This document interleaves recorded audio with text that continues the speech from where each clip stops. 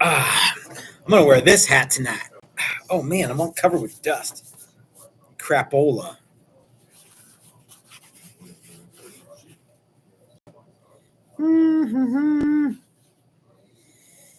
All right, let's see. Tazzy Tim, Dastardly Dave, Paul Goslin, Jay Valenti, Robbie F, Terry Himes,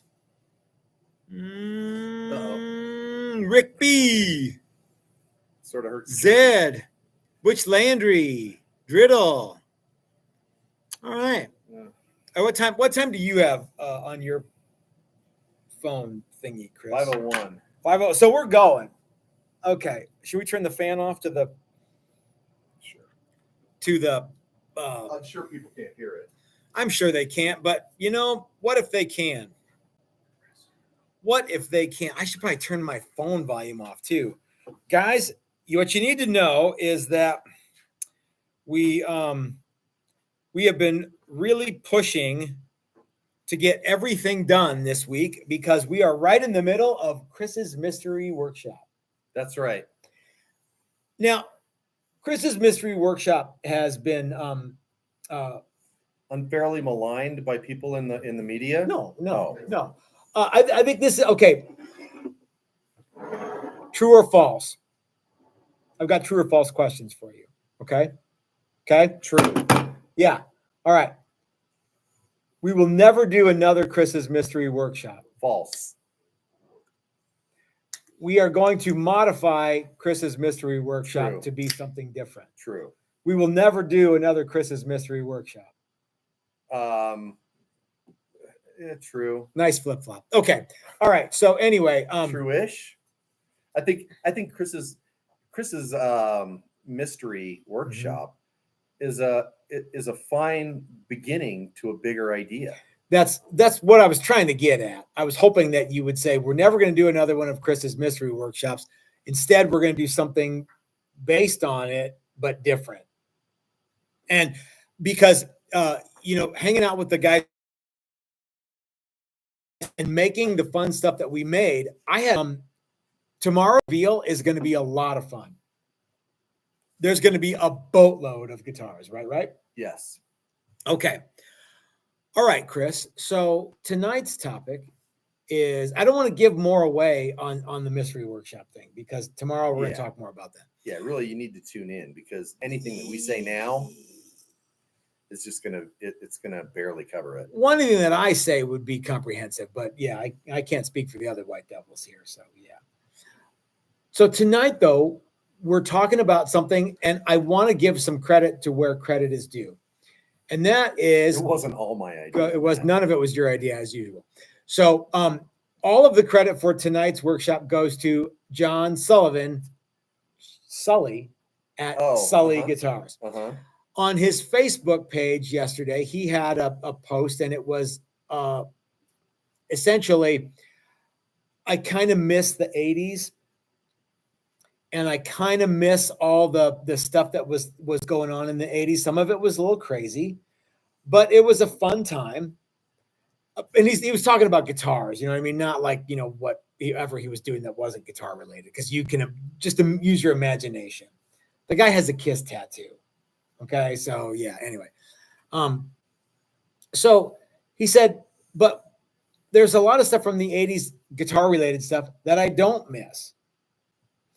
What's one feature on 80s guitars that you hope never comes back? That's what we're talking about tonight. Now, I suppose that you could also say, what's one thing from the 80s guitars that you wish would come back? But frankly, people don't like to talk about things that are positive. They like to bitch and whine and bellyache and be buttheads. Like back in the old days when they made real guitars, stuff like that. You might be missing the point a little bit, no, but yeah, we're going to. Okay. The point is, all right. But what I'm saying is that would be something that people would say. Maybe, yeah. Back when you could get in a car crash, rinse off the dash and keep driving rinse the blood off the dash and keep driving the car. Is that a positive? I don't know that it is. Okay. Well, we're going to find out. So Dust Devil says they may have dodged a bullet by missing Chris's mystery workshop. That is Dennis. And Dennis, you might have, because we have been really whipping and spurring all week long. Tazzy Tim says in Super Chat form, "Good day, cousin Chris and Uncle Matt." Thank you so much, Tim. That's very kind of you. So Chris, let's go ahead and get started. Do you have any? Have you had an opportunity to think about any 80s guitar features that you wish would come back or hope never come back this week? That's all I think about is 80s guitars and how I hope none of that stuff comes back. All right. Well, let's hear what you got. Number one I don't know. Is that Alvarez thing that goes around the end of the neck. It has so much access that you can access the 24th fret. I remember that from the end. The Dana Scoop, I think, is what they called that. So right? yeah, so it give you completely unfettered access to every single fret and the pickup too. Correct. As I recall. Oh, I never even thought to play the pickup. Yeah. Well, yeah. Yeah. That's one thing that and for all the things that have come back, I don't know that that's one that has. I have not seen it. Correct. Lately. Uh-huh. I'm going to offer one that has come back, but I didn't like it then and I don't like it now, and that is Bramble paint, better known as Crackle. That was going to be my second one. So yeah. So that's the concept of you paint a bunch of stuff underneath, and then you spray this black Bramble paint on. I believe Bramble was the actual brand name or name of the paint. Okay. And then it would start to separate. And so you'd get this. A lot of people really liked it, like this crackly paint stuff. I never thought it was particularly neat. I think it's fun to watch happen. But then it's over. Yeah. I would agree. It's like when they do the design in your coffee and you're like, oh, look, an aspen leaf. And then you drink it and it's done. Yeah. The fun is in the creation, not the end result. Yeah. Okay. Yeah, you're not going to leave it. Oh, I can't drink this coffee. It's got a aspen leaf. It's got a special little thingy in the foam. All right. So we're counting on you guys to tell us about. I'm going to go through the things here. Remember, we always take super chats. If you want us to read what you've written, please leave a bunch of question marks or a bunch of exclamation points or a bunch of asterisks or ampersands or something, so it kind of jumps out, and we'll try to get to everything.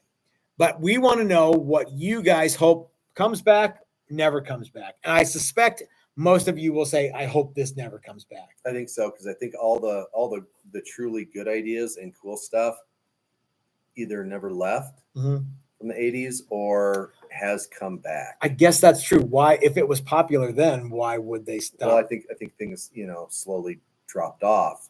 Floyd Rose is a good one. I think there was a long time where Floyd Roses sort of fell out of favor, and then they never completely fell off the map. But you remember what Mike Learn thinks. Yeah.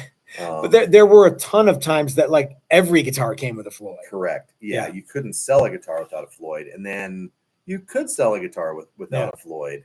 But also guitars still sold with Floyds.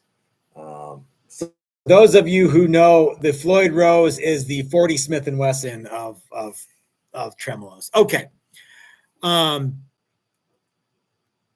All right. So Curtis Chavez says that he would love to see a return of the original Strat Plus. I remember when the Strat Plus came out. So do you remember those? I'm trying to remember which one was the Strat Plus. So it was the one with probably in 1990 or 91, maybe 89. Yeah, I think I know. Had Spurzel locking tuners, had the Wilkinson roller nut, had the lace sensor pickups. Yep. And the finishes were cool. I loved those guitars. Yeah. My what did those story become? Of those? Well, I don't know, but my favorite story was going into Guitar Super Center, not a real name, and looking at the guitars, and the guy trying to sell me on a standard. Okay. And then upgraded. He's like, you don't spend all the money on the top of it. top of the end one there. Which was the top end one? Well, the one that we're talking The Strat about. Plus. Yeah, the Okay. Strat Plus. Buy the standard and then upgrade all the parts that you want to upgrade. And then monkey around with it. Yeah. Break the guitar. Mm-hmm. And I always thought that's the worst sales pitch ever. Yeah. Sell the good one. Yeah. Yeah. You know, if the guy's like, well, I can't really afford it, then you can start talking about, well, get the other one. And if you decide you want to, but that was his automatic. Don't spend the money on that. What was that? Was the store you went into the one that was on Iliff and like Monaco? Yeah. Yeah. Okay. Yeah. What was that? Guitar? It wasn't Guitar Super Sound. It was Pro Sound or something. Yeah. Yeah. And then there was another one up near us. Yeah. For a while. That's right. Yeah. That's right. And they had lots of guitars.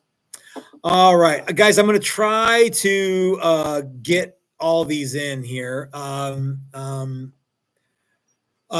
Zed says, not coming back, the Fender Series 1 trem. Was that the Fender answer to like, let's have a modern trem? I believe so, yeah. But we can't have it be a Floyd or a Kaler. Yeah, and from what I've read was the original prototypes were really good, and then the cost cutters got to it. Oh, and the next thing you know, it turned into a real turd. A less than good pile of crud. Do you really have to make that out of real metal? Some of this like bonded stuff. I got a buddy of mine who works at the Mattel factory. He can they got this new thing. It looks exactly the same. Have you heard of pot metal? I don't know what that stands for, but we could use that. Good idea. Driddle says, I see your Series 1 trem and raise you the Wonder Bar. Ah, yes, the Washburn Wonder Bar. For those of you, if there's anybody watching, and I doubt this is true, but if there's anybody watching who wasn't alive in the 80s or wasn't into guitars then, there was a lot of competition for the locking or large tremolo.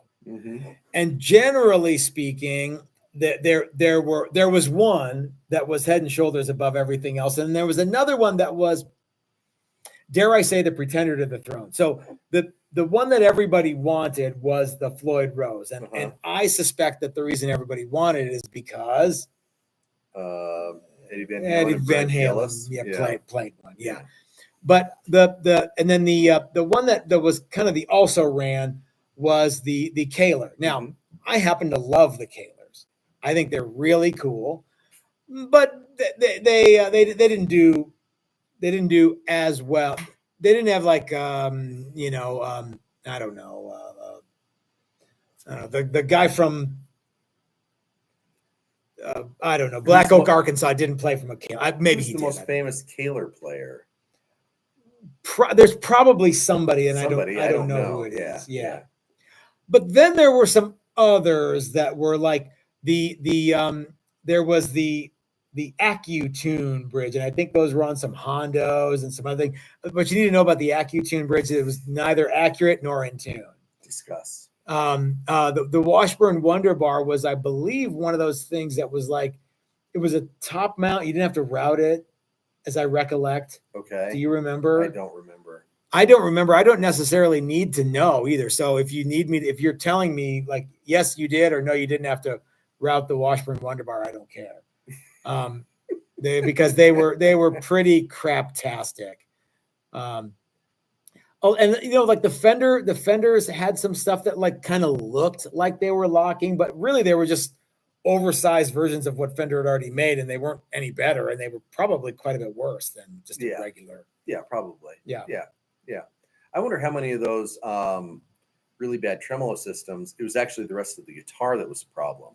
Because really, a trem is a pivot and a spring.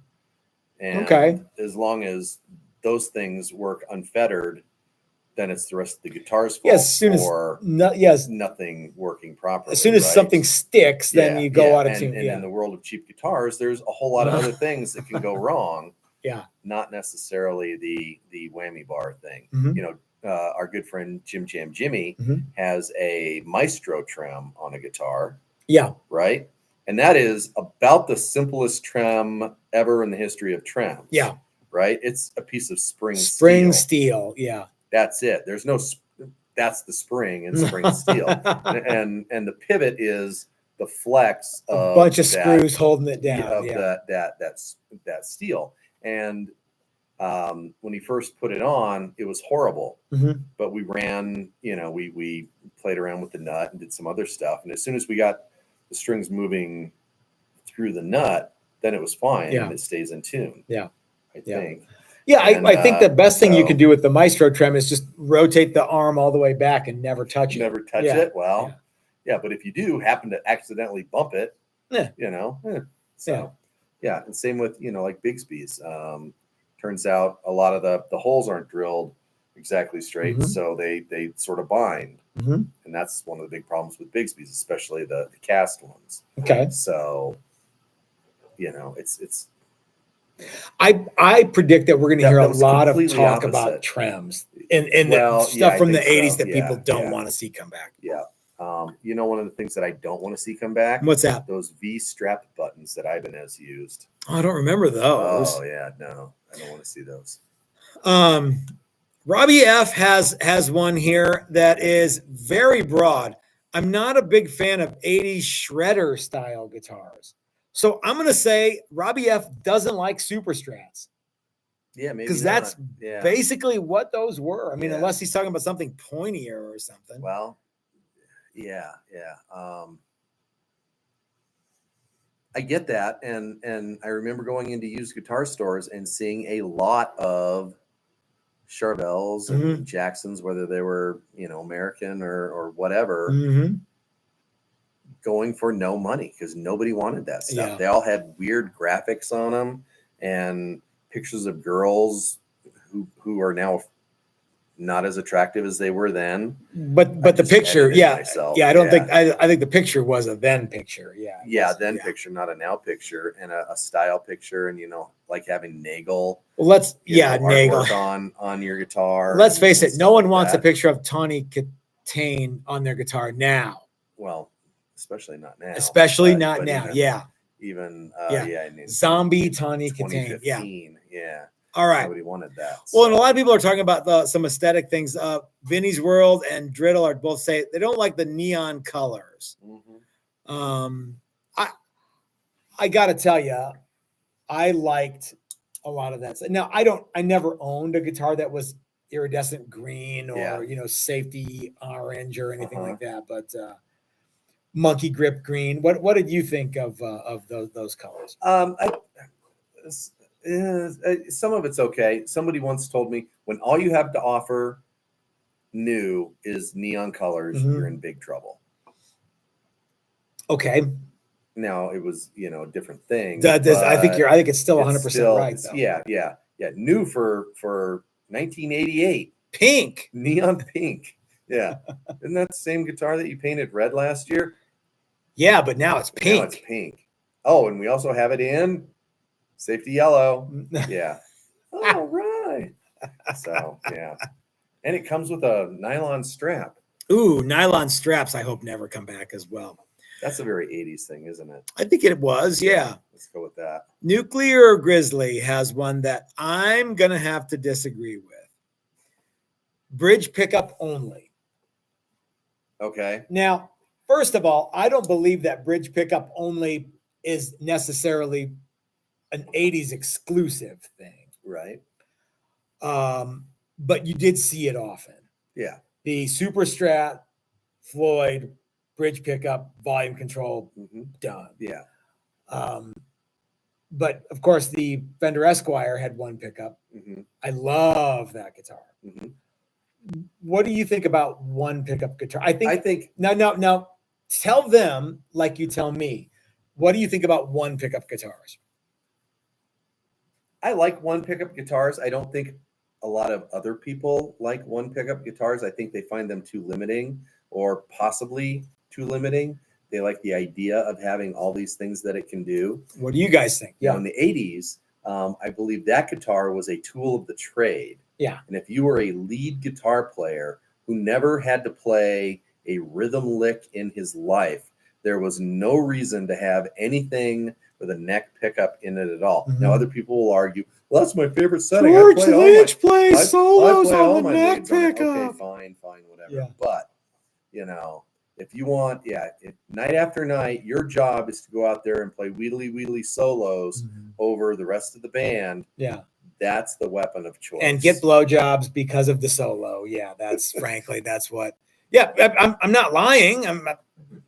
That's the way it was. That wasn't the way I was thinking about it, but yeah, now that No, you but mentioned that, yeah, I mean that's the I mean, while I'm thinking about all those BJs, yeah. I don't need to be. I need to worry about flicking a switch. Encumbered with stuff on my guitar. Yeah. Mm-hmm. Yeah, and you turn it up to 9 during sound check. And then when you start playing, you turn it up to 10. I like to turn it up to like 3 and then at sound check and then yeah. And there you go. Well, you got a sound guy in back. He's dialing you in. So Ryan Elias, who's in the shop right now, says that the mini toggle switch is probably not missed on a guitar body. I think that the mini switch or the micro switch or whatever was the micro switch. Yeah, it generally speaking, those didn't. There's a reason Ace Frehley didn't do the one pickup on, one off, and with a micro switch. Those break way more readily than the standard 3-position switch. Yeah, there should be something in between, but there's not. Yeah, and can you imagine if you had the Mission Control BC Rich, but there was no micro switches. There was just full on off switch, but like big ones. Well, I think that remember you could get like a loaded pick guard with a on off switch for each pickup, and they were kind of dumb, and they looked kind of cheap. Except for the idea, except for the idea that I can get all the combinations, and in some ways it makes a lot of sense because 3 switches, all the sounds. Yeah. Yeah. Anything else? 5-way switch, micro switch. 5-way with a push-pull thing. Yeah. All these other things. And I hate the way it looks. And I don't like micro switches because I'm never sure that it's actually going to work. I don't know that if it's a thing from the 80s, but definitely a thing from the 70s and 80s that I hope never comes back, but it's here to stay. And that's guitar players who are like, I gotta have all these switch-o, change-o, split-o, coil, tap-o, pick-up-o thing. Just play the damn guitar. Pick-up-o, yeah. You know what I mean? Like, what if I want to split the coils? What if I want series and parallel? What if I want in phase and out of phase? You don't. Just play the damn guitar. Okay? You just play in the basement, don't you? You know what the maximum number of things you need for your guitar is? Like you need nothing more than this: volume and tone. And frankly, one of those is positively overrated. Okay? Now, I'm not lying. No. I'm telling it like it is, Chris. This is just Matt and Chris telling it like it is, guys. Micro switches and stupid cut the coil, flick the thing, and turn the deal on. That's stupid. That's dumb. And if you do it, well, you do the math. Okay. All right. Let's see what everybody else has got going on here. Hey, can I get another one of these? This Coors Light's not going to cut it. All right. It's really not. Okay. This is not a Coors Light. This is a fine Odyssey beer. Cerveza Del Mar, Mexican lager. Greg B., who happens to be in the shop, says, I hope headless guitars never come back. Now, I am both a fan and not a fan Chris from of the headless Works. guitar. You're welcome, Chris from Texas. The Great American Beer Works. Yes. Chris, what do you think about headless guitars? Hand me that, Chris. Is it dead or was it? No, it's fine. Okay. I grabbed one of each. Right. Headless guitars have never really intrigued me. I think they look dumb. Yeah, that's it. I can tell you that when you and I played in a band together and I showed up with what was it? A Washburn Force 42 headless bass. Yeah, well, and a bass is a different Maui thing. said, geez, it makes the 41 is so much better. Yeah, no, he didn't say He that. didn't say that He at didn't all. like the guitar, though. No, he didn't like anything about it. Yeah, it didn't look traditional enough. And it didn't. Basses, you can get away with a little bit more kind of stuff like that. But headless guitar, I've never seen any real reason for it. It's Yeah, I'm not sure mean, a what it bass- does. maybe the tuning peg's too far out there. Okay, Maybe all you right, have okay. really short arms. You can't tune it. Yeah. Guitar. I got that. Yeah, what? Yeah. Yeah, what? I want to play guitar, but I can't reach the. I just want to play up here. So what is the advantage of a headless guitar? And so let's try to get to the bottom of this in the next 3 minutes. I guess if you have double ball end strings, they just kind of plunk. There you go. Like changing strings is too much of an Maybe it's like a imposition. truss, like a bridge. I need to have a specialty string that I can only get from this. Yeah. That's a great idea. Yeah. Okay. Who's the coolest guy who ever played a headless guitar? Trick question. It was Billy Gibbons and Dusty Hill in that video. Except I don't think those guitars, they didn't work. No, that. they just They strung may them have up had one time and strings. then yeah. I think that might be where a lot of that stuff sort of started. Maybe. Alan Holdsworth. No, it was Billy Gibbons. No, but I mean, who actually played one? Oh yeah. Reb Beach had one. Reb Beach had a From really Winger. dumb one. Yeah, really stupid. Might one. have been. He maybe should have stuck with Mhm. regular peg heads. Yeah, maybe. Yeah, Winger has enough problems. Don't Yeah. be playing a. Don't be playing a headless That's guitar, right. Reb. That's right. That's right. Just grow your chest hair out and play a real guitar. Dang it. Okay. Jay Valenti says, and now I don't know if Jay is 100% in the 80s, but I think he might be. And he says the Gibson Corvus.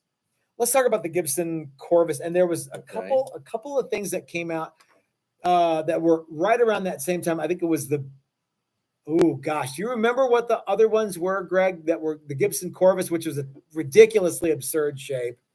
It made the Flying V look like the Modern and the V came. The Corvus was one that was basically made with MDF or some sort of like glue.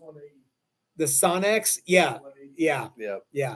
And I think they called like it was wood fiber and glue, and they called it tone board or something. They didn't call it that, but maybe they did. Tone turd, yeah.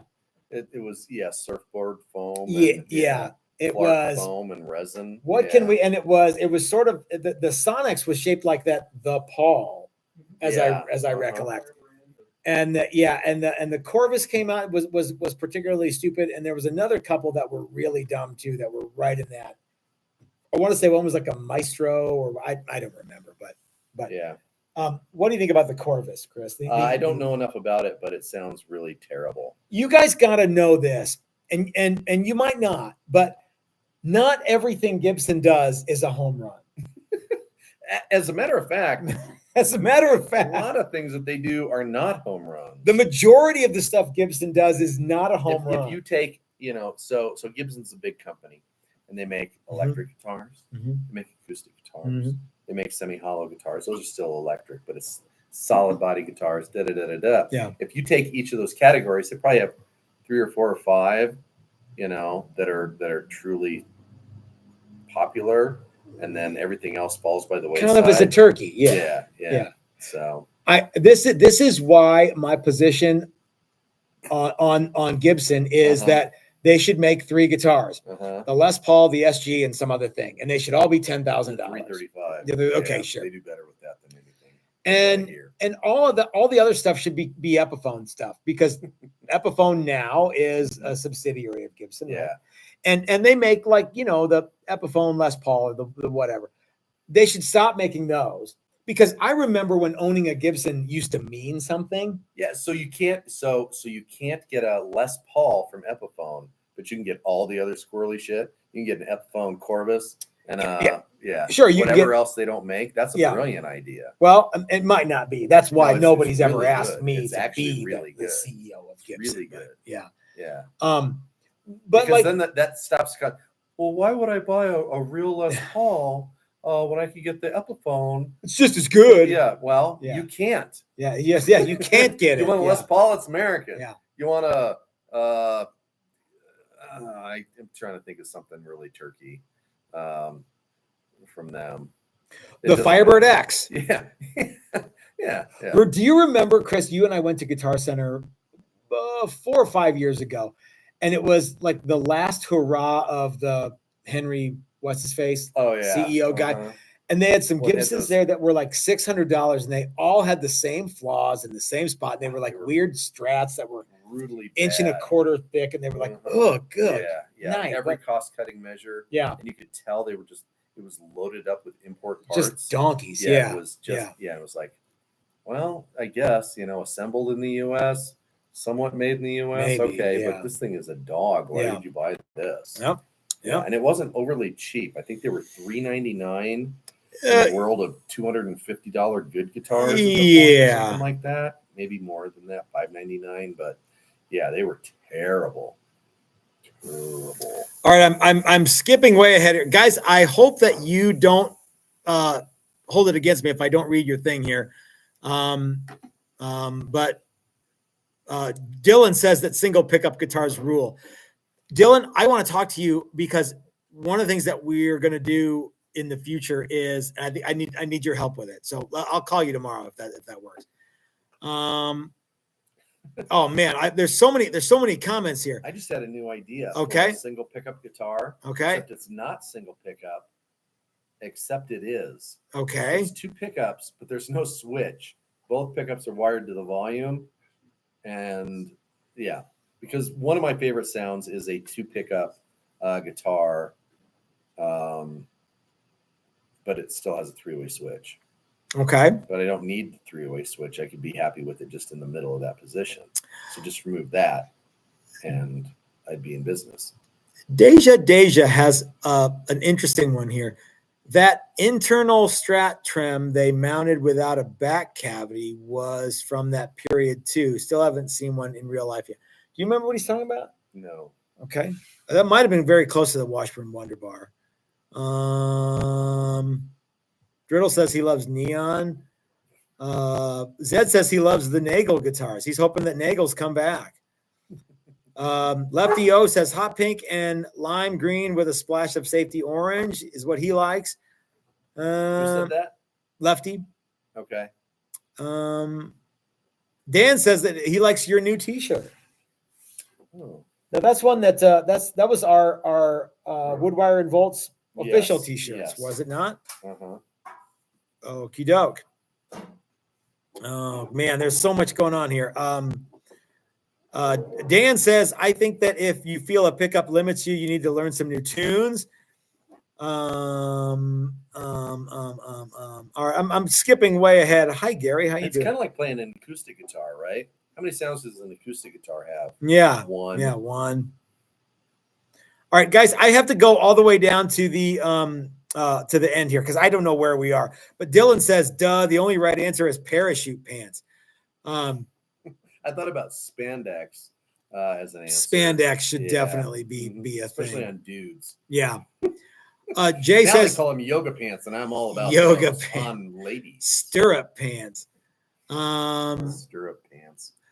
Jay says he didn't play in the 80s, but the Corvus was in the movie Buckaroo Banzai. Driddle says I love the Gibson RD. You and one other guy. Rod says that he would love to see Kaler on more production guitars again. They are great vibratos. Let's talk. Okay, guys, if I have skipped over your thing, I'm not gonna go back to it. Please resend it again. Please do it again. I'll get to it. Kaler is being made again. Yes. I don't believe that there's any Kalers that were like imported licensed Kalers, right? They were all as good as any other Kaler. I think so. They had a bunch of models, but I think they still made them all. Mm-hmm. That was really the if there was a problem with Floyd's, it was that not all Floyd's were created equally. At some point, they licensed that stuff to other people, Yeah. and then all of a sudden, it's a race to the bottom. Who can have the cheapest one? And so you got something that looked like a Floyd, Yeah. which was fine on a guitar that your grandmother bought you for Christmas, but it wasn't a big boy guitar. Yeah. No matter how plenty the headstock. And no matter even if it said Floyd on it, Yeah. and then they'd say Floyd licensed, but I think that was about as far as that went, So was it the bottom of the barrel licensed, or was it Sometimes one step below? Yeah. The good stuff. I don't know. What guitar do you might not know the answer to this. I don't. What guitars come with Floyds now? Does Fender make anything that comes with a Floyd? Does PRS make anything that comes with a Floyd? I think they do. Maybe I don't pay any attention to PRS, and I barely pay attention to what Fender's doing. Okay. I know for a long time Fender did have the Strat Floyd Rose. Mm-hmm. I don't know that they do anymore. That they own Jackson. Why would you need? Yeah, that, and of course Gibson owns what Kramer now, so you can get the Kramer so with the you Floyd. can get your And you can get a Les Paul with a Floyd now. Uh-huh. Now, what you can't get, I don't think anymore, and correct me if I'm wrong, you can't get a Gibson with a Kaler anymore. Yeah. Used to be, if you wanted a Les Paul with a trem, that's what you got. Yeah. I don't even think, like in the 80s, I bet you couldn't even get a Les Paul with a Bigsby. Yeah. From the factory. I think you could get him with a Kaler. Yeah. But that was it. Okay. All right. Jay says in Super Chat form, and thank you so much, Jay. What was Matt and Chris playing back in the 80s? Great question. So I played piano for a long time and took some guitar lessons. As a sophomore in college, I decided I wanted to play guitar again, and Les Paul copy. Okay. Before that, I had a Hondo Strat with a trem, I guess. With a trem. Yeah. And then Ibanez copy, and then moved on from there. So I had my very first guitar was a Gibson SG with one humbucker and no contours. Yeah. And my second guitar was a Gibson SG with two P90s and contours. Yeah. And it had the terrible Maestro style trem with the big mother diving board arm. Yeah. Wiggle thing. Mm-hmm. But man, I love those guitars. And I think that kind of shaped everything that I would I can't make a guitar that looks like a Fender. Every time I try, I can make a Strat and I can make a Tele, but when I design a guitar, it doesn't look like a Fender. Yeah. Well, how about you, Chris? When you design a guitar, opposite for me. Yeah, everything I do, sort of morphs into a Jazzmaster or a Jag. What about next? If you were like, okay, I'm going to design a guitar, here's what the next going to be. What would it be? In what aspect of in Chris's neck world? Well, I mean, what's it made out of? What's the scale? What's the everything? That's a great idea. What's it made out of? What's the scale? How's it attached to the body? None of that really matters to me personally. Glue is it all kind of comes down to an aesthetic. Mm-hmm. I think everything comes down to Fender or Gibson, and if you want it to look a little more, Gibson-y, Gibsons usually look like they cost more money to me. Because of the appointments? Because of the appointments, okay. Because there's lots of binding, there's lots of mother of pearl, stuff like that. And so that should be a set neck. Now, that doesn't mean that a Fender can't be blingy and expensive and all that other stuff, but it's just a different aesthetic. Mm-hmm. It's a little more, Gibsons are more old world. Fenders are a little more modern. Hey, it's the new modern sound from Fender. From 1950. Yeah. Hey, you remember this hit? This came out right before the war. Okay. Let's see. There's a lot of talk about pants and stretchy pants. The funny thing about all of this is, the 80s was almost a decade long. That's right. You're right. 82 to 91. You're right. 100%. No, but everybody's focusing on it's all coming down to hair metal and popular and MTV and that. And there was a lot more music that happened then. Ovation Oh, helicopter you back didn't- acoustics should never happen and will probably never happen again. I thought you were gonna. You and I have. I just came up with that. I think I was going through genres and I'm like, that's the one. Okay. Yeah. Let me tell That, you. that stupid I couldn't agree more. the holes in the upper bout, not a sound hole, the other thing, and they made the helicopter back smaller. I thought you were going to go somewhere else. Okay, well, we can still go there. No, I don't think we should, because the biggest fight you and I have ever had online, was Glenn Campbell versus Lita Ford. No, versus Nancy. No, it was Lita Ford. No. Oh, for Ovation? Yeah. Nancy Wilson. Nancy Wilson. Okay. Yeah. And it wasn't Lita Ford. No, I'm pretty sure it was because if I could close my eyes forever and she's playing that big 12 string. No, it was. I know for a fact it was Nancy Wilson. It doesn't matter, but let's talk about why the Gibson Ovation, why the Ovation acoustic sucks rocks.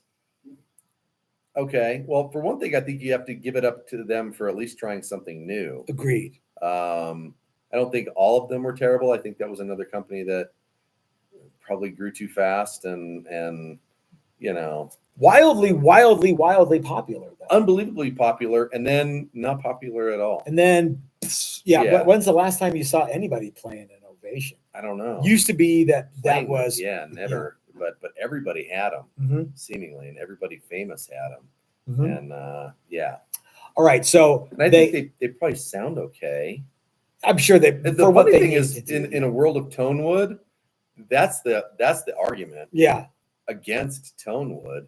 Look at all these people that played these plastic carbon fiber backed things or whatever they were. And I'm not making any. It was helicopter stuff. It was helicopter blade material or something. Yeah. But getting spruce to stick to that was a real pain in the neck.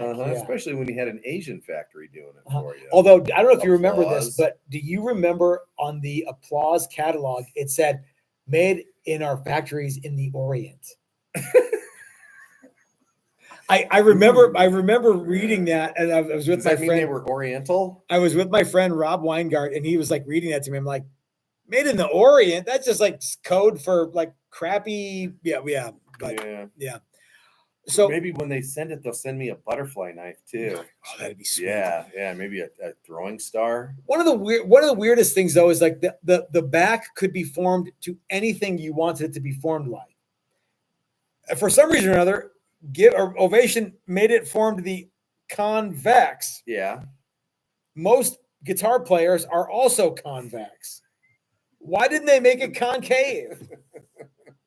So like just this is look how slimming this guitar is. Yeah, it looks like it's practically.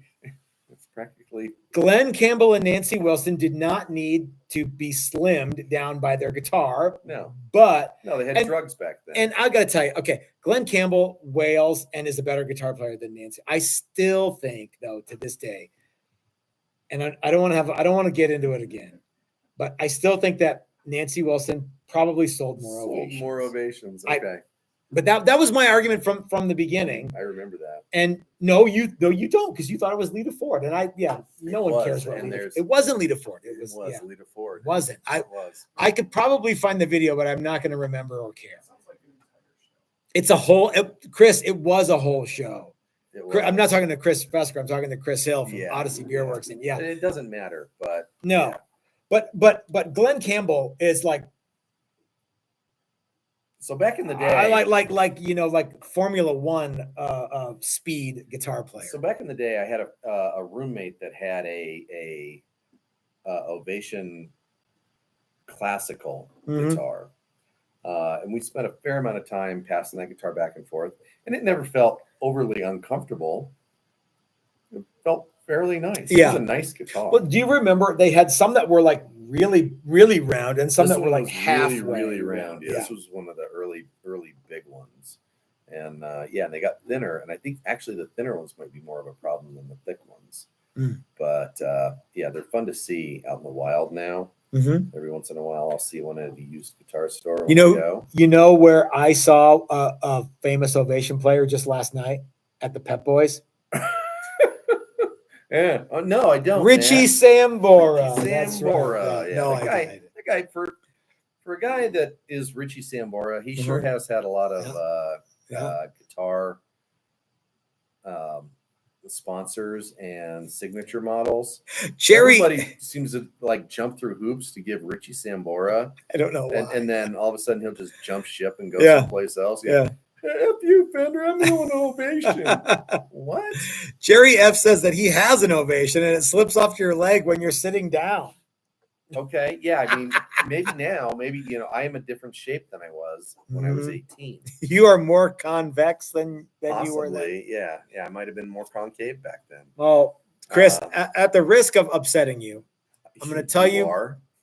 Well, I'm going to say Dan Andreas says that Nancy Wilson sold more guitars than Glenn Campbell. All right. Sorry. Oh, I think he even says that Nancy Wilson and she can outplay Glenn. Now, Dan, I'm going to take umbrage with that. I don't think that while Nancy Wilson is very good, I think that Glenn Campbell is probably better than most people. Yeah. So anyway, all right. So all right. Well, let's go back to the comment section here and see what you guys are up to. Let me ask you this. I'm Let all me ears. ask you this. This I'm might listening. put this completely to rest. Okay, I'm listening. Who licks a guitar better, Glenn Campbell or Nancy Wilson? Rudy Sarzo.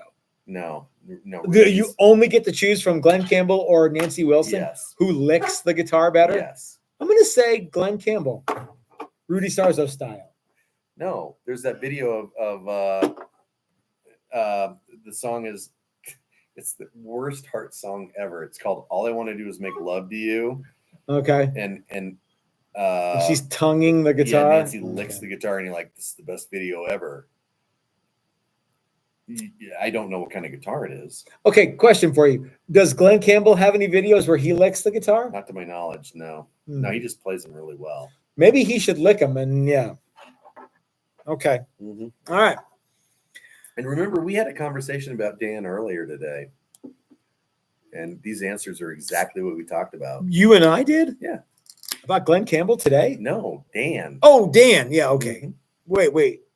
And Dan Campbell? No, that Dan may be the perfect person to buy. Oh, a guitar that's coming up. Yeah, that's right. Don't worry, right. Dan. It was all very nice. Lefty says that Brian Duncan licks the guitar best. I've never wanted to buy a guitar because Brian had anything to do with licking it. Or seen a band because Brian licked it, or bought an album because Brian licked it. Frankly, having the video again because Brian licked it, or listen to the song because Brian licked it. Rod says Glenn Campbell can play circles around most. Glenn, Jerry Reed, and Roy Clark were great. Yeah. Man, I tell you what. Now, are they all gone, or is Glenn Campbell still alive? No, Glenn died. Okay. Dead. The sad thing about Glenn was that he went through the whole Alzheimer's thing and outlived his Oh, that's a bummer. And all of that musical genius just faded away. Oh, but he was still there. That's rough when your body doesn't. Yeah, your mind. Yeah. Oh. Yeah. So I was watching an Owen Wilson movie the other couple of nights ago called Paint, and it's the one where he has the Bob Ross like fro and Jerry Reed, When You're Hot came on. Yeah. And it was great. But I was also reminded of Chris. Let me ask you a question. What is the most underrated Southern rock band that you can think of? And why is it Black Oak, Arkansas? Oh, okay. Why is it? Yes. Because they rock? They do rock. Thank you. Hey, will you be in my Black Oak, Arkansas tribute band? You know what we're going to be called? Jim Dandy? No, Hot and Nasty. Oh, okay. Yeah. I was close though. You're really, really close. Okay. Oh, the only songs we're going to play are Jim Dandy and Hot and Nasty. Yeah, there you go. Okay, great. My Black Oak, Arkansas knowledge is fairly small. Frankly, mine is too. That's why we're only going to do those two songs. Okay. But we're just going to do them over and over again. Yeah. The funny thing about Jerry Reed is he was like super famous for all these almost like novelty records Yeah. and Eastbound and Down. Oh yeah, and the Ben Smoking the Yeah, Bandit Smoking stuff. the Bandit. But man, that guy could play and he could sing too. And every once in a while, you know, I'll hear something and go, man, that's really good. That's Jerry Reed. Yeah. Son of a bitch. You know, the thing about Jerry And he Reed loved Peavey. and he loved, well, that's what I was getting at. And he loved Peavey. I think that here's something that I don't think we have to worry about ever coming back. And I'm frankly, I'm glad about anything that says Peavey on the headstock. Oh man, can you imagine?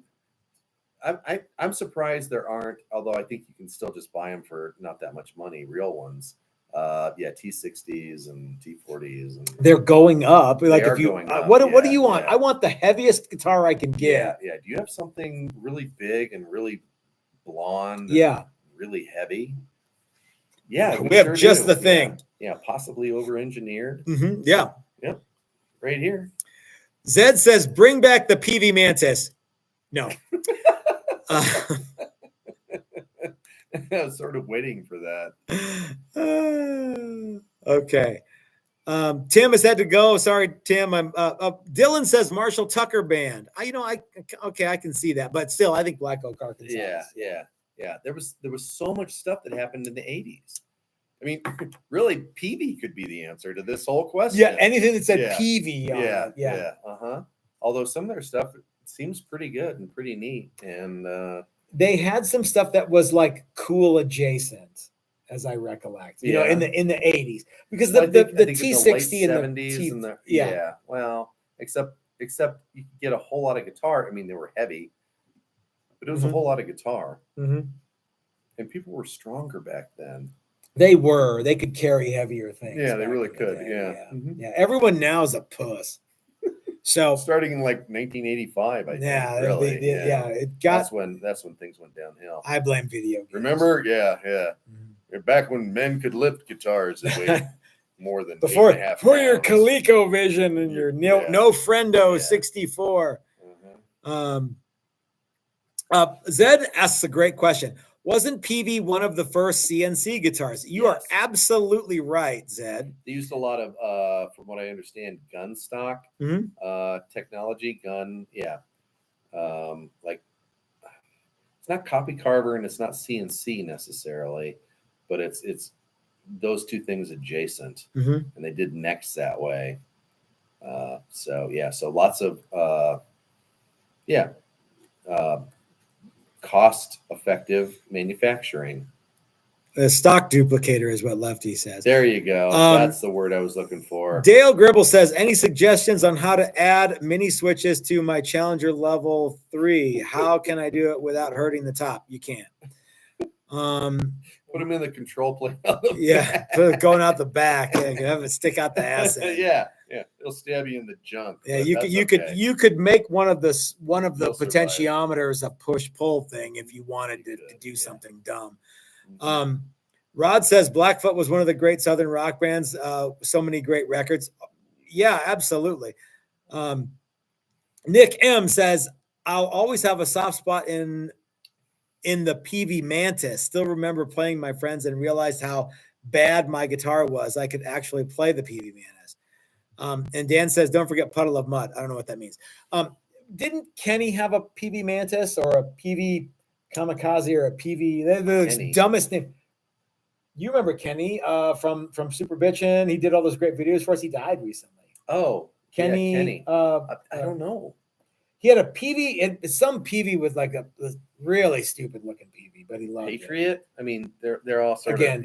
You had a Vandenberg for a while. I did. Vandenberg. It was a pre-Band or post Vandenberg. Post Vandenberg. Yeah. But it was the same shape. It was yeah. It didn't have the steps on the headstock, but no, but it was the body shape was And our friend Corey Forgrave came to class and built. Oh, that's right. I haven't seen Corey forever. Yeah, I haven't seen him forever either. Yeah. Wonder what that guy's up to. I don't know, but anyway, yeah.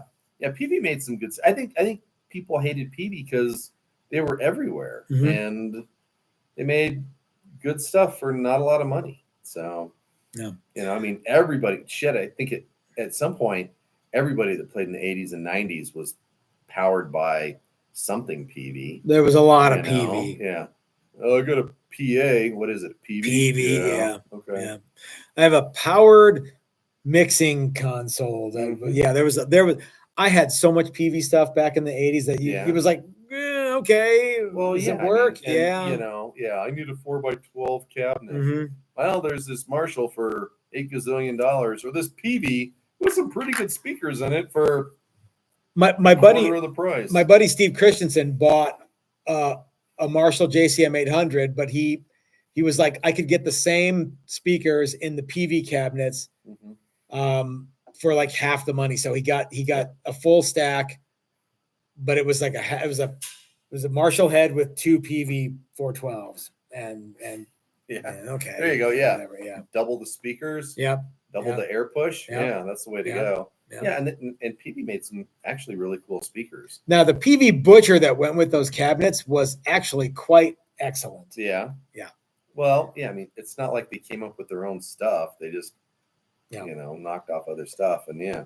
Dale is wanting to know how we can drill into it. So if you drill from the top with a brad point bit until the brad point comes through the back, and then flip it over and drill from the back through the top, that's a way that you can avoid chip out. Yeah, but don't do it. Also, yeah, but don't do it. Yeah, don't go ahead and switches. All right, so Peavey Scorpion speakers, Scorpions, Black Widows. Deja says Peavey just re-released the small practice amp. Is Peavey still a thing? Like, are they? I thought they were gone, daddy gone. No, they just moved all their manufacturing. Oh, so you could still get a. Do they still have the aluminum? No, I don't think so. Maybe drip rails. Maybe, yeah. That was all that stuff was kind of cool. Yeah. No, wait. What? I just blindly agreed with you. But wait, what? What? Drip rails and sometimes old stuff is cool, and old Peavey stuff is cool. The Bandit. Okay. The Peavey TNT. Oh yeah, my first amp was a Peavey Rage, or it wasn't a Bandit because that was way too much money. Do you remember when like Fender had, this would have been like 89 or 90, they had the gray monkey fur covered things. It was like the Rad and the Jamm and the hope that never comes back. Yeah. Monkey fur. I hope monkey fur. Yeah, a bunch of push buttons on amps that do nothing. Yeah. Yep. Or just turn marginal sound into worse sound. Okay. The Peavey Butcher. I have a pretty funny story about that amp that involves Joel from Airborne. Oh, actually, I kind of want to hear about that, Nick. Send me an email. All right, gang. Well, it's just about time for us to get out of here. We're going to go to Mickey's Top Sirloin, I think, tonight. Sure. Okay. And we will see you tomorrow. Guys, I want you to tune in tomorrow for our reveal. It's going to be epic. There's a lot of neat stuff. Okay. All right. So I want you to go over and check out Dylan and his lovely wife, Leslie, at Dylan Talks Tone. Hang out with them. Tell them the guys from Texas Toast sent you. We'll see you tomorrow at, frankly, we're shooting for 5. It's going to be 5. Okay. It's not going to be earlier. No, it will not be earlier than 5, but 5 hell or high water, whether it's done or not, or let's plan on that. All right. Yeah. All right. Okay, gang. We'll see you tomorrow. Have a great night, everybody. Peavey.